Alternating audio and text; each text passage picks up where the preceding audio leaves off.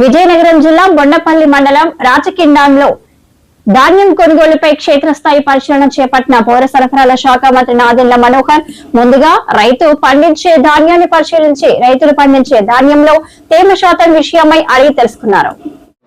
జిల్లాలో ధాన్యం కొనుగోలు విషయంలో గ్రామాల్లో ఉన్న వాస్తవ పరిస్థితులు, ప్రభుత్వం ఏ విధంగా రైతుకి ఒక అండగా నిలబడి ఒక భరోసా కల్పించేటట్టు మా కూటమి ప్రభుత్వం గౌరవ ముఖ్యమంత్రి గారు చంద్రబాబు నాయుడు గారు, అదేవిధంగా గౌరవ ఉప ముఖ్యమంత్రి గారు పవన్ కళ్యాణ్ గారి నాయకత్వంలో ప్రతి గ్రామాల్లో కూడా ఒక పండుగ వాతావరణం.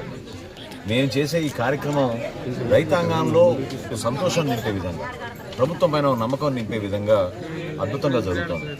సహకరించిన మా ప్రజాప్రతినిధులు, స్థానికంగా ఉన్న అధికార యంత్రాంగాన్ని అందరినీ కూడా మనస్ఫూర్తిగా అభినందిస్తున్న విజయనగరం జిల్లాలో ఈ రోజుకి 4 లక్షల మెట్రిక్ టన్నుల ధాన్యం సేకరించాల్సిన విజయనగరం జిల్లాలో 3,20,000 మెట్రిక్ టన్నులు 70,000 మంది రైతుల దగ్గర నుంచి ప్రతిరోజు 24 గంటల లోపే వాళ్ళ ఖాతాలోకి డబ్బు జమ అయ్యే విధంగా 607 కోట్ల రూపాయలు ఇప్పటివరకు రైతాంగం ఖాతాలో జమ చేశాం. ఇంకో ముఖ్యమైన విషయం, రాష్ట్రంలో అన్ని జిల్లాలతో పోల్చుకుంటే విజయనగరం జిల్లాలో 97.6% రైతులకి 24 గంటల లోపే వాళ్ళ ఖాతాల్లోకి డబ్బులు జమ చేయడం జరిగింది.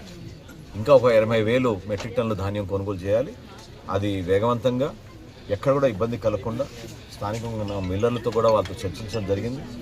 నేను మాత్రం చాలా స్పష్టంగా చెప్తున్నాను, గతంలో కూడా నేను అనేక సందర్భాల్లో మిల్లర్ సోదరులందరూ కూడా చెప్పాను, వాళ్ళు వ్యవస్థలో భాగస్వాములు. ప్రభుత్వం పక్షాన ఇంత భారీ ఎత్తున ఈ కార్యక్రమం చేస్తున్నప్పుడు ఖచ్చితంగా వాళ్ళు కూడా వారధులుగా మిగిలి రైతులకి ప్రభుత్వానికి అనుసంధానం చేసుకుంటూ ముందుకెళ్ళాలి తప్ప రైతులకి ఇబ్బంది కలిగించే విధంగా ఎక్కడ కూడా వ్యవహరించకూడదు.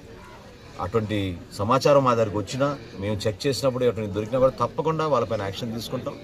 అంతిమంగా రైతు సోదరుడికి కనీస మద్దతు ధర 1,792 రూపాయలు 75 కిలోల బియ్యానికి, అదేవిధంగా ధాన్యానికి, అదేవిధంగా రైతుల్లో ఒక నమ్మకం కలిగే విధంగా వాళ్ళకి నచ్చిన మిల్లుకే వాళ్ళు తోలుకునే విధంగా, తేమ శాతంలో ఎక్కడ పొరపాటు లేకుండా, తరుగు అనేది లేకుండా, బస్తాలు గోతాలు కూడా వాళ్ళకి అందుబాటులో ఉంచే విధంగా, టార్పాలిన్లు కూడా మొట్టమొదటిసారి పౌర సరఫరా శాఖ నుంచి ఉచితంగా టార్పాలిన్లు రైతు సోదరులకి ప్రత్యేకంగా కౌలు రైతుల కోసం మేము అందించడం జరిగింది.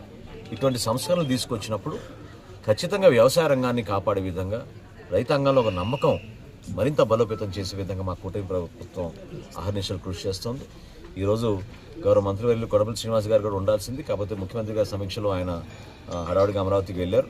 మనస్ఫూర్తిగా ఆయన కూడా అభినందిస్తున్నాను. ఎందుకంటే జిల్లాలో చాలా సక్రమంగా పర్ఫెక్ట్గా జరుగుతోంది.